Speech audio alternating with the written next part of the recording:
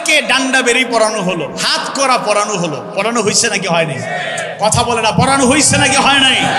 Doctor Shafiqul Islam Masud, Delwar হোসেনদেরকে করে দেওয়া হয়েছিল, হসপিটালে কুলে করে নিতে হয়েছে, হুইল চেয়ারে বসানো হয়েছে। এই কথা আমরা ভুলে যাই দিয়ে ঘাম ঝরিয়ে ত্যাগের রাষ্ট্র পেশ করে পূর্ণাঙ্গ সেই স্বাধীনতা আমরা ফিরিয়ে আনবো।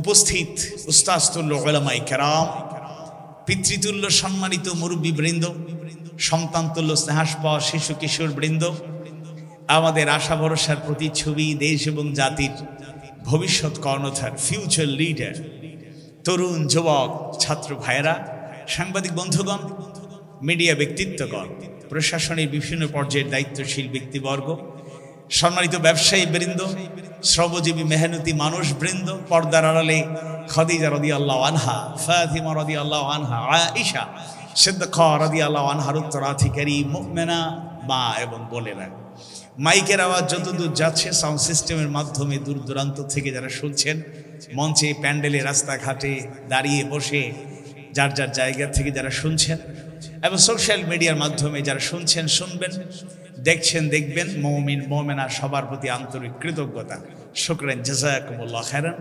অমুসলিম ভাই বোনদেরকেও ব্যক্তিগত পক্ষ থেকে, আয়োজকদের পক্ষ থেকে অভিনন্দন, থ্যাঙ্কস, কনগ্রাচুলেশন। আজকে এই কথা বলতে দ্বিধা নেই যে আমরা যে কথাগুলো বলি অনেকেই মনে করেন এই কথাগুলো শুধুমাত্র মনে হয় মুসলমানদের জন্য। No, never. আজকে যে আয়াত থেকে আলোচনা করব সেই আয়াতে আল্লাহ ইয়া আইয়ুহাল্লাযীনা আমানু, হে ঈমানদারগণ বলে সম্বোধন করেন না, ইয়া আইয়ুহান নাস, ও দ্য ম্যানকাইন্ড, হে মানব মণ্ডলী, হে মানুষেরা, অর্থাৎ মানুষদেরকে উদ্দেশ্য করেই গুরুত্বপূর্ণ কথা আল্লাহ তাআলা জানিয়ে দিয়েছেন, কোরআনের বৈশিষ্ট্য পরিচয় তুলে ধরেছেন, সে আলোকে আলোচনা করব। আমরা যে কথাগুলো বলি, হ্যাঁ, খাসভাবে কিছু কিছু কথা মুমিন মুমিনা মুসলমানদের জন্য সিলেক্টেড, আর আমভাবে যদি বলি, যদি একটু উদারভাবে এবং বাস্তবতার আলোকে যদি লজিক্যাল কথা বলি, তাহলে মানবতার কথাই আমরা বলার চেষ্টা করি। যে কথাগুলো ধর্ম বর্ণ নির্বিশেষে সবাই শুনলে সব বিষয়ে সবার জন্য হয়তো কোনো মেসেজ থাকবে না, কিন্তু অনেক গুরুত্বপূর্ণ ইম্পর্টেন্ট কথা থাকবে যেটা মানুষের কল্যাণে আসবে ইনশাআল্লাহ। আল্লাহ সুবহানাহু ওয়া তাআলা জানায় দেন, কুনতুম খায়রা উম্মাতিন উখরিজাত লিন-নাস তা'মুরুনা বিল মা'রুফি ওয়া তানহাউনা আনিল মুনকার। কুনতুম খায়রা উম্মাহ, তোমরাই সর্বোত্তম জাতি, উখরিজাত লিন-নাস, তোমাদেরকে মানুষের জন্য বের করা হয়েছে, মানুষের জন্য প্রেরণ করা হয়েছে। মুফাসসিররা বর্ণনা করেন মানুষের জন্য তথা মানুষের কল্যাণের জন্য প্রেরণ করা হয়েছে। তা'মুরুনা বিল মা'রুফ, তোমরা সৎ কাজের আদেশ করবে, ওয়া তানহাউনা আনিল মুনকার, অসৎ কাজে নিষেধ করবে। তাই আমরা যারা মুমিন মুমিনা মুসলমান, আমাদেরকে সৃষ্টি করা হয়েছে মানুষের কল্যাণের জন্য, মানুষকে সত্য সঠিক পথের দিশা দেওয়ার জন্য, আলোর পথে আহ্বান করার জন্য, মানুষের কষ্ট লাঘব করার জন্য। রাসূল শিখিয়েছেন এবং জানিয়েছেন, খায়রুন নাস, মানুষের মধ্যে সেই হলো সেরা মানুষ, বেস্ট মানুষ, মাইয়ানফাউন নাস, যে অন্যের কল্যাণ করে, মানুষের কল্যাণ করে। সুবহানাল্লাহ। তাই আমরা যে কথাগুলো বলবো, মুসলিমরা কথা শুনলে, সব কথা না হলে অনেক কথাই আপনার জন্য অনেক শিক্ষা দিতে পারে, দীক্ষা দিতে পারে। তাই আপনাদেরকে আহ্বান জানাবো, আপনারা কথা শুনবেন। এবার আপনারা একটু বলুন, আজকের মাহফিলে আসতে পেরে, বসতে পেরে ভালো লাগছে না খারাপ লাগছে না? কষ্ট হচ্ছে, জায়গা দেয়া যাচ্ছে না, এটা একটা বাস্তব কষ্ট। আর শীত পুরোপুরি আসে নাই, তবে আমি রিসেন্টলি রংপুর বিভাগে লালমনিরহাট, কুড়িগ্রাম সফর করে কালকে বরিশাল, ভোলা আরো 2 দিনের সফর শেষ করে এসেছি। ওই জায়গায় কিন্তু পুরোপুরি ঠান্ডা চলে আসছে। চট্টগ্রাম, কক্সবাজার এই অঞ্চলে, চট্টগ্রাম অঞ্চলে তুলনামূলক সমুদ্রের পার হওয়ার কারণে এখানে ঠান্ডা একটু কম। এই জন্য আবার এমন এক জায়গায় করছি চতুর্দিকে মানে বাতাস ঢোকার তেমন কোনো সুযোগ নেই, যার কারণে একটু গরমও লাগতে পারে। কষ্ট হবে না তো ইনশাআল্লাহ? আপনাদের কাছে প্রশ্ন করি, আজকের মাহফিল নাজমুল ভাই তারা অনেক কষ্ট করে আয়োজন করেছেন, কর্তৃপক্ষ বা শ্রোতাদের কাছে আমার প্রশ্ন, আজকের মাহফিল করতে গিয়ে কি অনুমতি আনতে হয়েছে? থানায় দৌড়ঝাঁপ করতে হয়েছে? কোন নেতার পেছনে দৌড়াতে হয়েছে? এই যে সুযোগটা আল্লাহ দিলেন, শুকরিয়া আদায় করার দরকার আছে না? হৃদয়ের সবটুকু ভালোবাসা উজাড় করে মাহবুদের দরবারে শুকরিয়া আদায় করছি আলহামদুলিল্লাহ। রব্বানা লাকাল হামদ হামদান কাসীরান তাইয়িবান মুবারাকান ফি। আল্লাহ তাআলা আমাদেরকে তার গোলাম হিসেবে, বান্দা বান্দি হিসেবে কবুল করে নিন, আমিন ইয়া রাব্বাল আলামিন। সুদীর্ঘ সময় আমাদেরকে কষ্ট করতে হয়েছে। মাহফিল আয়োজন করতে গিয়ে কর্তৃপক্ষের অবস্থা খুব খারাপ ছিল। অনেক জায়গায় মাহফিল আয়োজন করা যায় নাই। কোনো জায়গায় ওরা মাঝে মধ্যে বিরতি দিত, মাঝে মধ্যে আবার সুযোগ দিত। আবার কোনো জায়গায় সব খরচ শেষ, প্যান্ডেল, বক্তা, শ্রোতা সব রেডি, উপস্থিত সময়ে সকালবেলা এসে বলে মাহফিল চলবে না, 144 ছিল নাকি ছিল না?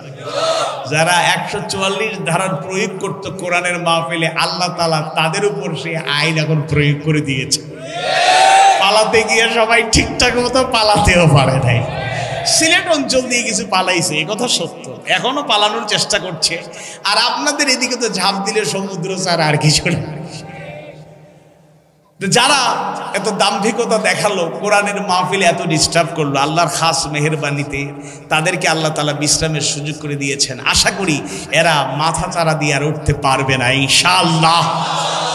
আর নতুন করে কেউ যদি আবারও মাহফিলে 144 জারি করার মতো, কোরআনের মাহফিলে বাধা দেওয়ার মতো চিন্তা ভাবনা নিয়ে সামনে আসেন, তাদের পরিণতি ওদের থেকেও আরো খারাপ হবে। মাকারু ওয়া মাকারাল্লাহ ওয়াল্লাহু খায়রুল মাকিরিন। ইমানদার ভাইয়েরা, মুমিনা ভাই বোনেরা, আল্লাহ সুবহানাহু ওয়া তাআলা মানবতার হেদায়েত নিশ্চিত করার জন্য সত্য সঠিক সিরাতে মুস্তাকিম, সত্য সঠিক সুন্দর পথ দেখানোর জন্য, আল্লাহর দিকে আহ্বান জানানোর জন্য, আল্লাহর গোলাম বানানোর জন্য যুগে যুগে নবী রাসূল প্রেরণ করেছেন। আদম আলাইহিস সালাম থেকে শুরু করে যত নবী রাসূল এসেছেন, সর্বশেষ নবী খাতামুন নবিয়্যিন হলেও সাইয়্যিদুল মুরসালিন, সাইয়্যিদুল আম্বিয়া মুহাম্মদুর রাসূলুল্লাহ সাল্লাল্লাহু আলাইহি ওয়াসাল্লাম পর্যন্ত যত পয়গম্বর নবী রাসূল এসেছিলেন, সবার মৌলিক প্রধান দায়িত্ব ছিল আন ইউবুদুল্লাহ ওয়াজতানিবুত তাগুত। আল্লাহর গোলামির দিকে তারা আহ্বান জানিয়েছেন, আল্লাহর গোলাম বানানোর চেষ্টা করেছেন, আল্লাহর বিধান জমিনে কায়েমের চেষ্টা করে হজ করেছে, আপনারা দেখেছেন, উমরা করেছে। কিন্তু তার কাছের লোকেরাই বলেছে এটা দেখানোর জন্য, আসলে তাদের চিন্তা চেতনা ওই নাস্তিক্যবাদী আছে। তবে একটা দুঃখের কথা বলি, কাউরে আমরা ইচ্ছা করে জুলুম করতে চাই না। আলেমদেরকে ডান্ডা বেরি পড়ানো হলো, হাত করা পড়ানো হলো, পড়ানো হয়েছে নাকি হয় নাই? কথা বলে না, পড়ানো হয়েছে নাকি হয় নাই? ডক্টর শফিকুল ইসলাম মাসুদ, দেলোয়ার হোসেনদেরকে পঙ্গু করে দেওয়া হয়েছিল, হসপিটালে কুলে করে নিতে হয়েছে, হুইল চেয়ারে বসানো হয়েছে। এই কথা আমরা ভুলে যাই দিয়ে ঘাম ঝরিয়ে ত্যাগের রাষ্ট্র পেশ করে পূর্ণাঙ্গ সেই স্বাধীনতা আমরা ফিরিয়ে আনবো।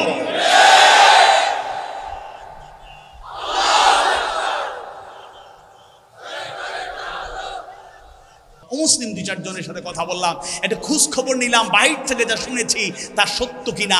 হিন্দু অধ্যুষিত জনপদের মানুষেরাও যাকে ভোট দিয়ে পার্লামেন্ট সদস্য হিসেবে নির্বাচিত করেছে, তাদেরকেও মিথ্যা সাক্ষী দেওয়ার জন্য চাপ প্রয়োগ করে চেষ্টা করা হয়েছে। প্রকৃতপক্ষে তারা অপরাধী ছিলেন না।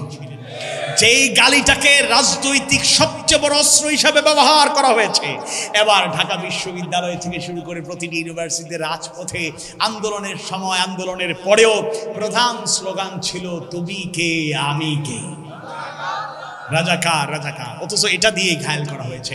আমি আপনাদেরকে বলবো, যারা সংশয়বাদী, নাস্তিকরা নাস্তিক হয়, তার মূল পয়েন্ট হলো unseen is nothing.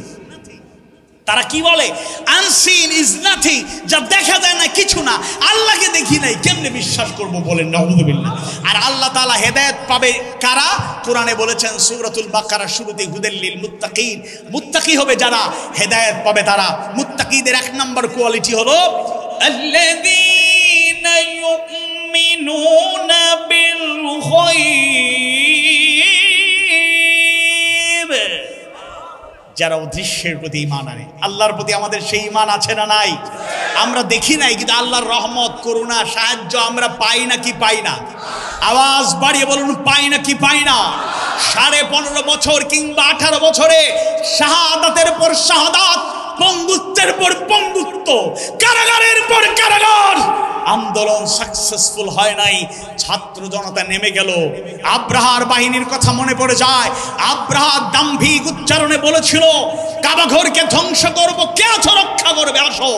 Abdul Muttalib সবা হানিফ সম্প্রদায়ের লোকেরা অসহায় ছিলেন। এত বিশাল বাহিনীর মোকাবেলা দূরের কথা, সামনে গিয়ে কথা বলার দুঃসাহস ছিল না। তারা প্রার্থনা করেছেন, দোয়া করেছেন, কাবার মালিকের কাছে আশ্রয় প্রার্থনা করেছেন, কাবার মালিক তোমার ঘর তুমি রক্ষা করো। আল্লাহ তাআলা ঘর রক্ষা করতে গিয়ে হাতিওয়ালা বাহিনী প্রেরণ করেন নাই।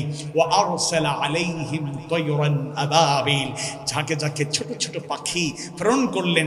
ছোট ছোট পাখির ছোট ছোট পায়ে পাথরের ছোট ছোট অংশ, কঙ্করগুলো উপর থেকে নিক্ষিপ্ত হওয়া শুরু হয়ে গেল। বেশি সময়ে যায় নাই, আব্রাহার দাম্ভিকতা, আব্রাহা সহ তার গোটা বাহিনী ধ্বংসস্তূপে পরিণত হয়ে গেল। আল্লাহু আকবার। অবৈধ স্বরাষ্ট্রমন্ত্রীকে এক পুলিশ কর্মকর্তা বলছেন, স্যার আতঙ্কের ব্যাপার। কি আতঙ্ক? গুলি করি মারা যায়, লাশ সরানো হয়, গুলি করি আহত হয়, হসপিটালে নিয়ে যাওয়া হয়, বাকিগুলো দাঁড়িয়ে থাকে। আল্লাহু আকবার। এই জাতি বুক পেতে দিয়েছে। মৃত্যুকে আলিঙ্গন করার প্রতিশ্রুতি নিয়ে যেভাবে নেমে গিয়েছিল, ওইরকম দৃঢ়তা যদি থাকে, তাদের দৃঢ় ঈমান, এই বিজয়ে মূল সাহায্যকারী যিনি, তিনি কে? আওয়াজ বাড়িয়ে বলুন, তিনি কে? নাসরুম মিনাল্লাহি ওয়া ফাতহুন করিব, আল্লাহর সাহায্য এসেছে এবং তার পক্ষ থেকে বিজয় এসেছে। এজন্য আমরা সংশয়বাদী হব না। আল্লাহকে দেখি নাই, জান্নাত দেখি নাই, জাহান্নাম দেখি নাই, ফুলসিরাত ইত্যাদি ইত্যাদি এগুলোর বিষয়ে আমাদের সংশয় থাকা উচিত নয়। যারা প্রকৃত মুমিন হয়, সন্দেহাতীতভাবে আল্লাহর প্রতি তাদের ঈমান থাকে। 4 নাম্বার হলো বক্রতা। খাতামাল্লাহু আলা কুলুবিহিম, এরপরে যে বর্ণনাগুলো দেওয়া হয়েছে, অনেক সময় বাঁকা সবকিছু সোজাভাবে আমরা দেখি না, বক্রভাবে চিন্তা করি। 5 নম্বর অন্ধতা। অন্ধতা, অন্ধের মতো আমরা বিভিন্ন বিষয়ের পূজারী হয়ে যাচ্ছি। মুসলমানের সন্তান আমরা, ইসলাম আমার আদর্শ আছে, কোরআন হাদিস সুন্নাহ মানবতার মুক্তির জন্য যথেষ্ট, অথচ মুক্তি পাওয়ার জন্য মানব রচিত মতবাদের পিছনে জাতি দৌড়ায় নাকি দৌড়ায় না? আওয়াজ বাড়ি বলো, দৌড়ায় নাকি দৌড়ায় না? 6 নম্বরে হলো মুনাফিকি, হিপোক্রেসি, আছে না নাই?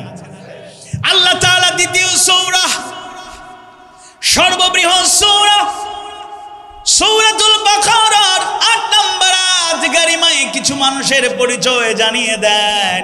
ওয়া মিনান নাসি মান ইয়াকুলু আমান্না বিল্লাহি ওয়া বিল ইয়াউমিল আখির ওয়া মা হুম বিমুমিনিন।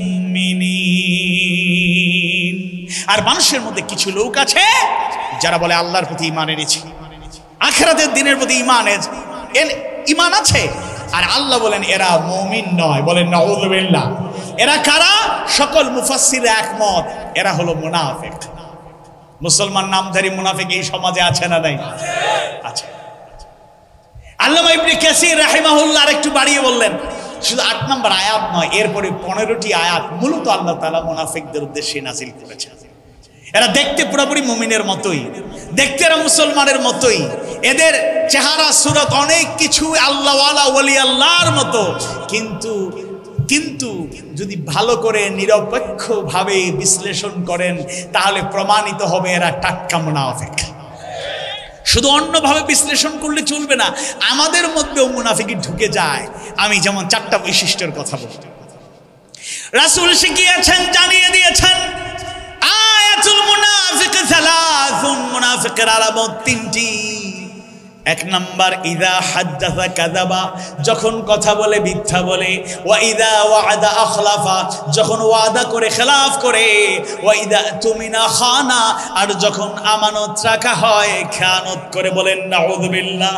আরেকটা হাদিসে আল্লাহ রাসূল বললেন মুনাফিকের আলামত চারটা, এই তিনটা ঠিক আছে। আরেকটা বললেন ওয়া ইদা খাসামা ফাজারা, কিছু লোক আছে ঝগড়াঝাটি করে, আবার ঝগড়া যখন চূড়ান্ত পর্যায়ে চলে যায় মুখ থেকে জবান থেকে গালি বের হয়, এরকম লোক আমাদের মজলিসে নাই। আরো আসতে বলুন। তাহলে আপনারও একটু চারটার আলোক আরো আছে, আমি সেদিকে গেলাম না। এই হাদিস আর একটা আয়াত বললাম, একটু খেয়াল করবেন। আমাদের মধ্যে দুর্বলতা আছে, মিথ্যা ছাড়া অনেকে কথা যেন বলতেই পারে না।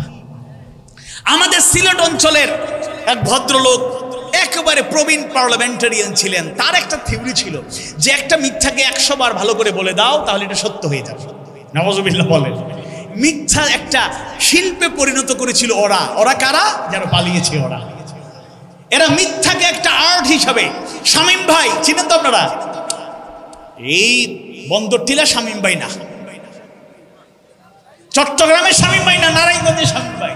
তিনি বলতেন আমাদের অবহেলা করবেন না, আমরাও দৈনন্দিন প্রতিদিন 70-80 রাকাত নফল নামাজ পড়ি। বিসমিল্লাহির রহমানির রহিম। ইয়া আইয়ুহাল মুযাম্মিল কুমিল লাইলা ইল্লা ক্বালিলা নিসফাহু ওয়া ইনকুস মিনহু ক্বালিলা আও জিদ আলাইহি ওয়া রাত্তিলিল কুরআনা তারতিলা। এই আয়াতগুলো পড়লে আপনি আল্লাহ রাসূল কিভাবে রাত কাটাতেন সেটার নমুনা পাওয়া যায়। অর্ধেক রাত, তার থেকে বেশি সময়, 3 ভাগের 2 ভাগ আল্লাহ রাসূল জেগে জেগে ইবাদত বন্দেগি করতেন। আমরা দুর্বল ইমানদার, কিন্তু এরপর আমাদের মধ্যে নিয়মিত না হলে মাঝে মধ্যে যারা তাহাজ্জুদ পড়েন, কিয়ামুল লাইলে অভ্যস্ত, তারা দেখবেন এশার পরে খাওয়া দাওয়া করে মনে করেন ঘুমায় গেছেন। আজকে ঘুমানোর দরকার না, একটু সময় থাকেন, এই আমল আজকেই করতে করা যাবে, এরপরে সমস্যা নাই। এখন কেউ যদি নামাজে দাঁড়ায় মনে করেন 2টা-2:30টায়, দেখবেন ফজরের সময় হওয়ার আগে হুশু হুদুর সাথে হক আদায় করে যদি নফল নামাজ পড়তে যায় 8, 10, 12 রাকাত পড়তে না পড়তে ফজরের টাইম হয়ে যায়। 70 রাকাত কেমনি পড়তো আল্লাহই ভালো জানেন। আসলে এরা পড়তো না, এরা সম্পূর্ণরূপে মিথ্যাকে একটা শিল্পে পরিণত করেছিল, জাতিকে ধোঁকা এরা দিয়েছে। সম্মানিত ভাইরা, এজন্য মুনাফিকি আলামত যেগুলো আছে এগুলো দূরে থাকতে হবে। এটা হলো বড় একটা মন্তরের রোগ। 7ম রোগ হলো অহংকার। অহংকার এটা আমাদের মধ্যে ঢুকে যেতে পারে। শুরুতেই কথাটা বলেছি যে আমাদের কথা কত মানুষ শুনে, হাজারো মানুষ, কোথাও লাখো জনতার ঢল, কি তৃপ্তি আর তৃপ্তি ঠেকুর আমরা তুলি। হ্যাঁ, এক বক্তা আরেক বক্তার সাথে গল্প করে, কি খবর, কই গেছিলাম, বুঝছেন, কেমন মাল কামাইছো, কামাইছি বেশি না 1 লাখ। একটা স্ট্যাটাস ইদানিংকালে সোশ্যাল মিডিয়ায় ভাইরাল, একটা স্ট্যাটাস সোশ্যাল মিডিয়ায় ভাইরাল। আমরা কাউকে শুরু করতে চাই না।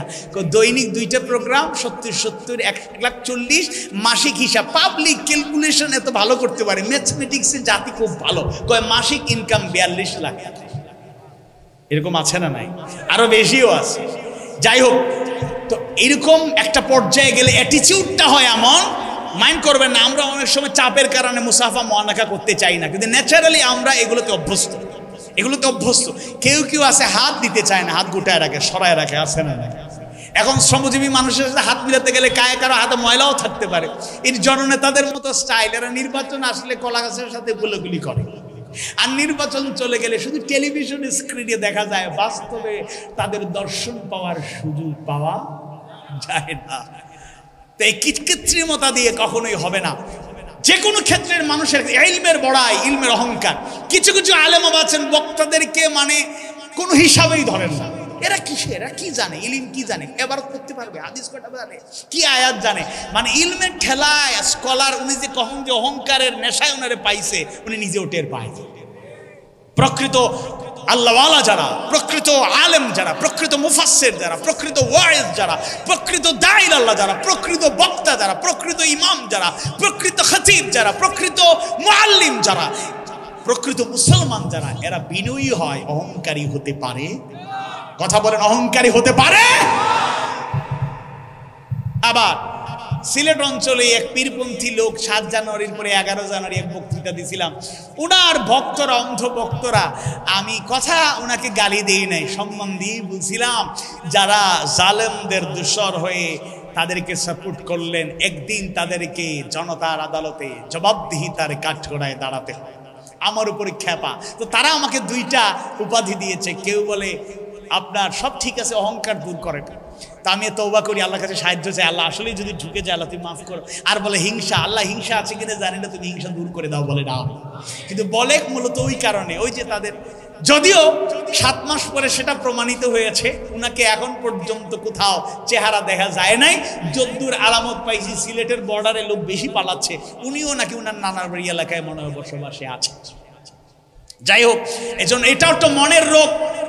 শ্রমজীবী মানুষদের মধ্যে যার ইনকাম বেশি সে বড়াই করতে পারে, তুমি কি করো, আমরা বাড়ি করে ফেলছি। এবার সব শ্রেণীর মানুষের মধ্যেই টাকার বড়াই, ইলমের বড়াই, ক্ষমতার বড়াই, সোশ্যাল স্ট্যাটাস, বংশমর্যাদা, অনেক সুখ্যাতি, অনেক কিছু নিয়ে বড়াই আছে। আল্লাহ আমাদেরকে অহংকার থেকে মুক্ত রাখুন। আওয়াজ বাড়িয়ে বলে আমিন। এরপরে আছে হিংসা। ইয়াকুম ওয়াল হাসাদ ফাইন্নাল হাসাদা ইয়াকুলুল হাসানাত কামা তাকুলুন নারুল হাতাব। আল্লাহ রাসূল বলেছেন, সাবধান করেছেন, সাবধান, হিংসা থেকে দূরে থাকো। ফাইন্নাল হাসাদা ইয়াকুলুল হাসানাত, কেননা হিংসা তোমার আমলে সালের নেক আমল সব খেয়ে ফেলে। কামা তাকুলুন নারুল হাতাব, আগুন যেভাবে কাঠকে খেয়ে ফেলে, ভস্মীভূত করে। সাবধান, এটা মারাত্মক ব্যাপার। এটা আপামর জনতার চাইতে আসলে আলেম শ্রেণীর মধ্যে অনেক ক্ষেত্রে চর্চা হয়। আল্লাহ আলেমদের অন্তর থেকে হিংসা, আমাদের অন্তর থেকে হিংসা দূর করে ঐক্যের বন্ধনে আমাদেরকে আবদ্ধ করে। আওয়াজ বাড়িয়ে বলুন আমিন। মানুষেরা এখন আমাদের কাছে বলে, হুজুর আপনাদের কি ঐক্য হচ্ছে? আপনারা এক প্ল্যাটফর্মে আসেন, জনতা এক কাতারে দাঁড়িয়ে আপনাদেরকে মূল্যায়ন করবে। ইনশাআল্লাহ হবে কিনা জানি না, অনেকের আলামতে বোঝা যায় না, কিন্তু আমরা খুবই আশাবাদী। সকল দলের আলেমরা যেভাবে ঐক্যের সুর সবার কণ্ঠে, সবাই যদি অন্তর থেকে ঐক্যবদ্ধ হয়ে যান, বাংলাদেশে একটা রেডিক্যাল চেঞ্জ আসবে, একটা বিপ্লব আসবে। সেই বিপ্লব ইসলামী বিপ্লব। এই বিপ্লব কেউ ঠেকিয়ে রাখতে পারবে না। তবে শর্ত হচ্ছে আমাদেরকে এক কাতারে আসতে হবে। আল্লাহ তুমি তৌফিক দাও, আমিন ইয়া রাব্বাল আলামিন। 9 নম্বরে লোভ, অসৎ কামনা, লালসা। এটাও অন্তরে একটা বড় রোগ। ছোট বড় অনেক লোভ লালসা আমাদের অন্তরে ঢুকে যায়। এটা থেকে আমাদেরকে পরিত্রাণ পাওয়ার জন্য একটা চ্যালেঞ্জ হিসাবে নিতে হবে, চেষ্টা প্রচেষ্টা চালিয়ে যেতে হবে। আল্লাহ আমাদের তৌফিক দিন। রুজি করতে গিয়ে সন্তানদের লালন পালনের পক্ষে কথা বলেছি, ভালো কথা, ফিউচার নিয়ে এত ভাবেন। তবে একটা কথা বলতে চাই, আপনারা সন্তানদের জন্যই যদি অসৎভাবে টাকা ইনকাম করে জমা করে রাখেন, মনে রাখবেন এটা তাদের কোনো কল্যাণে আসবে। আওয়াজ বাড়িবেন, কল্যাণে আসবে না। কোটি টাকাও যদি রেখে যান, আপনি চলে যান, এই সন্তানগুলো যদি আদর্শ মানুষ না হয়, তাহলে দেখবেন এই টাকা উড়িয়ে ধ্বংস করে দেবে, আপনিও জাহান্নামে, সেও জাহান্নামে।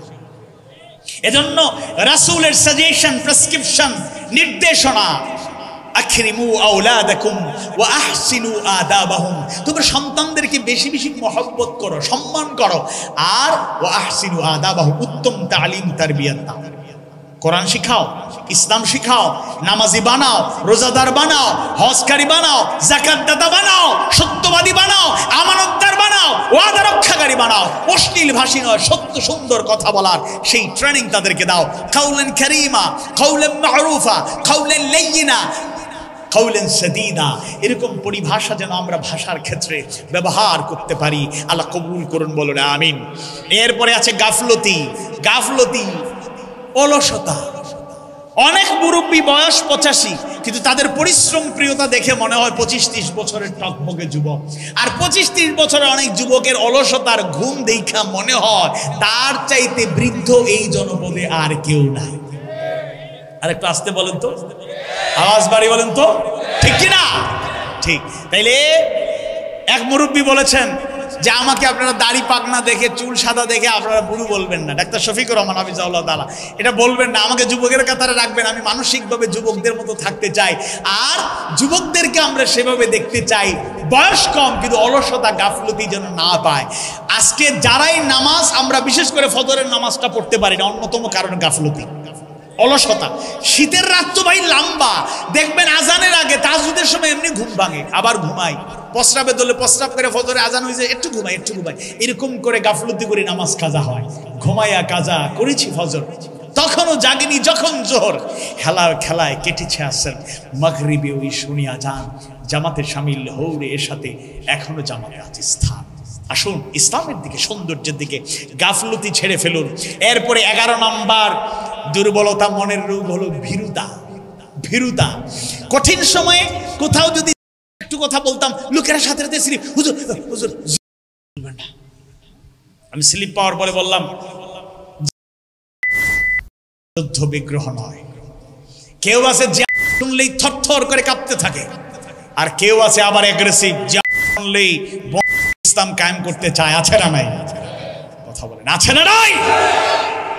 তাদের সাথে জিহাদের এবং ইসলামের কোনো সম্পর্ক শুনলে যারা ভয় পায় এরা ভীরু কাপুরুষ। একটা থিওরি মাথায় রাখবেন, যারা আল্লাহকে ভয় করে, ইয়া আইয়ুহাল্লাযীনা আমানুত্তাকুল্লাহ হাক্কা তুকাতি, যারা আল্লাহকে ভয় করে গোটা দুনিয়া তাদেরকে ভয় করে। আর যে আল্লাহর ভয় বাদ দিয়া দুনিয়ার অন্যান্য শক্তিকে ভয় করে, পুলিশকে ভয় করে, সব কিছুকে ভয় করে, তারা মরার আগে শতবার হাজারবার মরে যায়। কাপুরুষ ভীরুরা মরার আগে শতবার মরে যায়, বীর পুরুষেরা লড়ে যায়, জীবন দিয়ে যায়, আল্লাহ ছাড়া কারো সামনে মাথা নত করে না। অনেকে কঠিন সময়ে অনেক আমার উস্তাজরাও পরামর্শ দিতেন, সব কথা বলার দরকার কি, সিচুয়েশন ভালো না, একটু সুন্দর করে ঠান্ডা গলায়, সুর তো আছে মোটামুটি, সুরের মূর্ছনা, এগুলো বলো না, এটা বলে বলে এগুলো। আমি মুচকি মুচকি হাসি। একজনকে জিজ্ঞেস করলাম, এই সাজেশন কেন দিলেন? আপনার ঝুঁকি আছে তো, মামলা আছে, জেল খাটছেন 3 বার, আরো কি হয়, গুম করে ফেলে কিনা, সেই কিনা। আমি মুচকি হেসে বললাম, এখন তো বোনাস লাইফে আছি। এখন কোন লাইফে আছি? বোনাস লাইফে আছি। ছাত্র জীবনে এমন সময় আমাদের অতিক্রান্ত হয়েছে, আমাদের পাশে থাকা ভাই শহীদ হয়ে গিয়েছে। 99 সালের 25শে ডিসেম্বর ওই শাহজালাল বিজ্ঞান ও প্রযুক্তি বিশ্ববিদ্যালয়ে নাস্তিক মুরতাদ বিরোধী আন্দোলনে রমজান মাসে রোজাদার অবস্থায় একসাথেই মিছিল করে আমরা সিলেটের জিন্দাবাজারে হাজির হলাম। জোহরের টাইম, বিজিবি আমাদেরকে তখন ছিল বিডিআর, এই নামে আটকে দিল। ওরা পুলিশ দিয়ে আমাদের আগে আটকাতে পারে না, এবার বিডিআরকে নামিয়েছিল, এবার আটকে দিল। জোহরের টাইম হয়ে গিয়েছে, ঘোষণা আসলো যাদের অজু আছে আমরা রাস্তাতেই নামাজ পড়বো, রাজপথ ছেড়ে দেব না। আর যাদের অজু নাই, ডানে বামে 2টা মসজিদ, বিশেষ করে একটা জল্লারপাড় মসজিদ, অনেকে সিলেটে গেলে পানশিতে ভাত খায়, 5 ভাইয়ে ভাত খায়, এদিকে পাশে জল্লারপাড় মসজিদ। তা আমাদের কয়েকজনের অজু ছিল না, আমরা চলে গেলাম, অজু করে ওইখানে নামাজে দাঁড়ালাম। নামাজ 2 রাকাত শেষ করতে না করতেই 3 নম্বর রাকাতে এমনভাবে গুলি ছোড়া শুরু হলো, বুলেটের আওয়াজে থরথর করে মসজিদের বিল্ডিংটা কাঁপছিল, এমনভাবে গুলি করা হলো। নামাজ শেষ করে এসে দেখি আমাদের 2 বছরের সিনিয়র, আমাদের বড় ভাই শহীদ আব্দুল মুনিম বেলাল, বুক দিয়ে বুলেট ঢুকে পিঠ দিয়ে বের হয়ে গিয়েছে। তিনি চলে গিয়েছেন মাহমুদের দরবারে, তিনি চলে গিয়েছেন, আমরা এখনো আছি। আল্লাহ চাইলে ওইরকম আরো অনেক ভাই, শহীদ আরিয়াজগার খান রাহাত কক্সবাজারে আল্লামা সাইদির পক্ষে মিছিল করতে গিয়ে গুলি করা হলো, শাহাদাতের ঘটনা ঘটলো। ওইটার প্রতিবাদে মিছিল করতে গিয়ে ওইখানে গুলি করে আমাদের আরেকজন প্রিয় ভাই রাহাত ভাইকে পৃথিবী থেকে গুলি করে শেষ করে দেওয়া হলো। চোখের সামনে অনেক ছোট ভাই, বড় ভাই, অনেককেই পৃথিবী ছেড়ে শহীদ হতে দেখেছি। আমরা সেই পথেই ছিলাম, সেই আন্দোলন সংগ্রামে শরীক ছিলাম।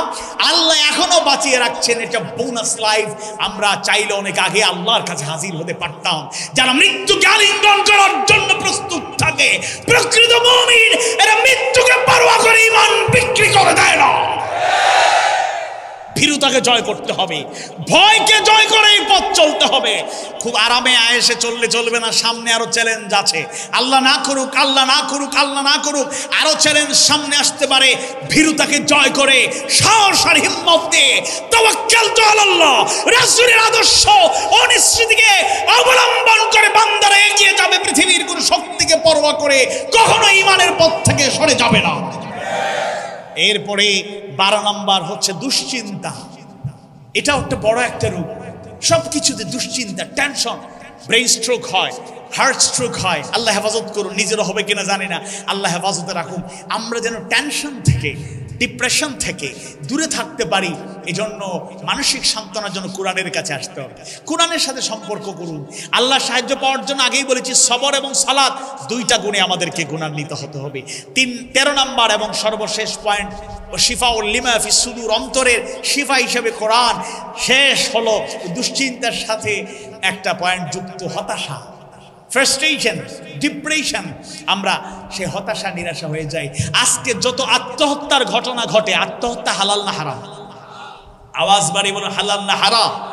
যে কোনো সিচুয়েশন আসতে পারে, আসলে মেনে নেওয়ার মতো না। কিন্তু এরপর আমাদেরকে দুশ্চিন্তা, হতাশ হয়ে গেলে চলবে না। আমাদেরকে ভারাক্রান্ত হয়ে গেলে, ডিপ্রেশনে চলে গেলে, ফ্রাস্ট্রেশনে থাকলে চলবে না। আমরা তখন বিপদে পড়ে গেলে সিজদায় অবনত হয়ে সাহায্য চাইব কার কাছে?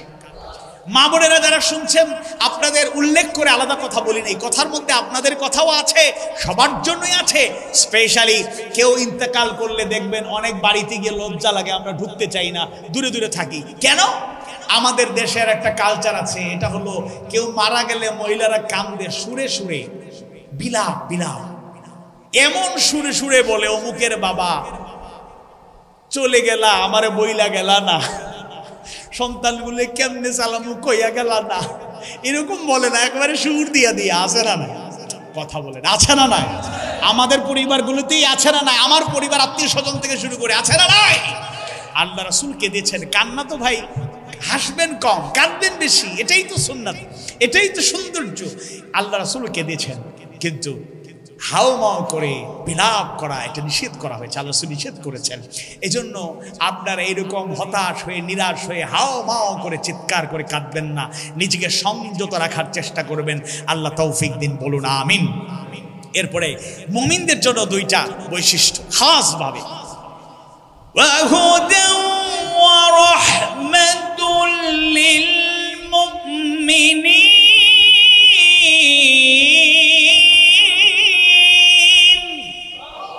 আল্লাহ তাআলা বলছেন এবার মুমিনদের জন্য, যে কোরআনটা হলো মুমিনদের জন্য হিদায়াত এবং রহমত। কোন কোন মুফাসসিররা নিয়ামতের রহমতের অর্থ নিয়েছেন নিয়ামত। সুবহানাল্লাহ। ইমানদার ভাইয়েরা, মুমিন মুমিনা ভাই বোনেরা, আল্লাহ সুবহানাহু ওয়া তাআলা অগণিত আয়াত কারিমায় সেই কথাগুলো জানায়া দেন। দ্বিতীয় সূরাতুল বাকারার 285 নম্বর আয়াত কারিমা আল্লাহ তাআলা জানায়া দেন, শাহরু রমাদানাল্লাযী উনজিলা ফীহিল কুরআন হুদাল লিন-নাসি ওয়া বাইয়িনাতিন মিনাল হুদা ওয়াল ফুরকান। হুদাল লিন-নাস, এই কোরআন হলো গোটা মানবতার জন্য হিদায়াত। সুবহানাল্লাহ বলেন। 3 নম্বর সূরা আলে ইমরানের 138 নম্বর আয়াত কারিমায় আল্লাহ সুবহানাহু ওয়া তাআলা জানিয়ে দেন, হাযা বায়ানুল লিন-নাসি ওয়া হুদাও ওয়া মাউইযাতুল লিল মুত্তাকিন।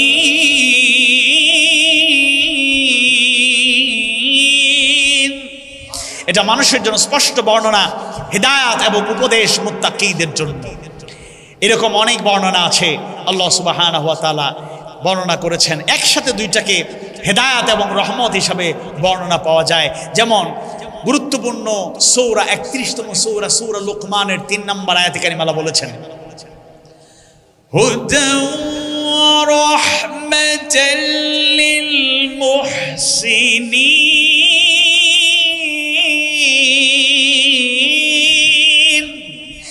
কোরআনটা হলো সৎকর্মশীলদের জন্য, মুহসিনদের জন্য হিদায়াত এবং রহমত। একটু খেয়াল করে শুনুন, কোরআনটা হলো হিদায়াত, পথ নির্দেশনা। ব্যক্তিগত জীবন থেকে শুরু করে জীবনের প্রতিটি ক্ষেত্রে কোরআনে হিদায়াত আছে না নাই? আওয়াজ বাড়িয়ে বলুন, আছে না নাই? আমি অনেক কিছু বর্ণনা করেছি, এই পয়েন্টে আর আলোচনা করার সুযোগ পাবো না। আমাদের কাঙ্ক্ষিত মেহমান আমাদের কাছাকাছি চলে এসেছেন। সবাই একটু আওয়াজ বাড়িয়ে তাকবীর দিতে প্রস্তুত আছেন? কথা বলেন, আছেন? নারায়ে তাকবীর। বহুদিন তাকবীর দেওয়া থেকে বঞ্চিত ছিলেন, চান্সটারে কাজে লাগান, প্রপারলি ইউটিলাইজ করেন। নারায়ে তাকবীর, লিল্লাহি তাকবীর। আল কোরআনের আলো সংসদে জ্বালো,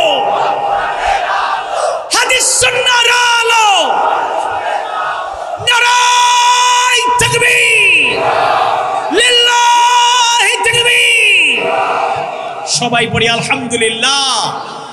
সম্মানিত উপস্থিতি, গার্মেন্টস শ্রমিক ও তালিমুল কোরআন আদর্শ মাদ্রাসা বন্দরটিলা ইপিজেড চট্টগ্রাম কর্তৃক আয়োজিত ঐতিহাসিক তাফসীরুল কোরআন মাহফিলের প্রধান মুফাসসির, বাংলাদেশের খ্যাতিমান আলেমে দ্বীন, উস্তাজুল মুফাসসিরিন অধ্যাপক ডক্টর বি.এম. মফিজুর রহমান আল আজহারি হাফিজাহুল্লাহ তাআলা আমাদের মাঝে এসে উপস্থিত হয়েছেন।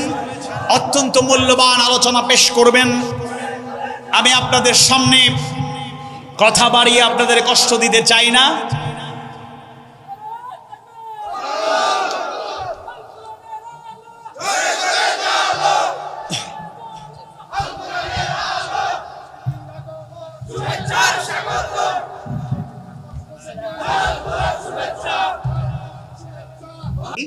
এবং আমি শেষ পর্যায়ে এসে আর ব্যাখ্যা করিনি, কারণ এগুলোর আলোচনা আমাদের জানা। মুমিনদের জন্য খাসভাবে আল্লাহ তাআলা বলেছেন ওয়া হুদাও ওয়া রাহমাতুল লিল মুমিনিন। এই কোরআনটা হলো মুমিনদের জন্য হেদায়েত, পথ নির্দেশনা, গাইডলাইন এবং রাহমাত। কোনো কোনো মুফাসসিররা বলেছেন নিয়ামত। তাই কোরআনকে যেন আমরা আমাদের জীবনে ধারণ করতে পারি, আমাদের পরিবারে ধারণ করতে পারি। কোরআনকে ব্যক্তি জীবন, পারিবারিক জীবন, সামাজিক জীবন, অর্থনৈতিক জীবন, সাংস্কৃতিক জীবন, রাজনৈতিক জীবন, রাষ্ট্রীয় জীবন, আন্তর্জাতিক জীবন, প্রতিটি ক্ষেত্রে যদি অনুসরণ করতে পারি ইনশাআল্লাহ তা আমাদের জীবনে সফলতা আসবে। মনে রাখবেন, আল্লাহ তাআলা এমন একটা কিতাব দিয়েছেন, আমরা জানি না বলেই হয়তো তার থেকে ফায়দা নিতে পারছি না। তিবিয়ানান লিকুল্লি সেই কোরআনের সব কিছুর বর্ণনা আছে। আসুন সেই কোরআনের আলোকত ছটায় আমরা উদ্ভাসিত হই, কোরআন পড়ি, কোরআন অধ্যয়ন করি, কোরআন বুঝি, কোরআন মানি, কোরআনের দাওয়াত সর্বত্র ছড়িয়ে দেওয়ার চেষ্টা করি। কোরআনকে প্রতিষ্ঠার জন্য, কোরআনের বিধানকে কায়েমের জন্য প্রাণান্তকর প্রচেষ্টায় আমরা শরীক থাকি। আল্লাহ সুবহানাহু ওয়া তাআলা সেই তৌফিক দিন। কথাবার্তা ভুল ত্রুটি হলে আল্লাহ তাআলা ক্ষমা করুন। শিক্ষণীয় যে কথাগুলো আল্লাহ তাআলা তার নগণ্য গোলামের জবান থেকে বের করেছেন, আল্লাহ তাআলা বক্তা, আয়োজক, শ্রোতা সবাইকে আমল করার তৌফিক দিন। ওয়া মা তাওফীকি ইল্লা বিল্লাহ। ওয়াসসালামু আলাইকুম ওয়া রাহমাতুল্লাহি ওয়া বারাকাতুহু। আইইউবি মিডিয়া, অপসংস্কৃতি মুক্ত আধুনিক ভিডিও সেন্টার।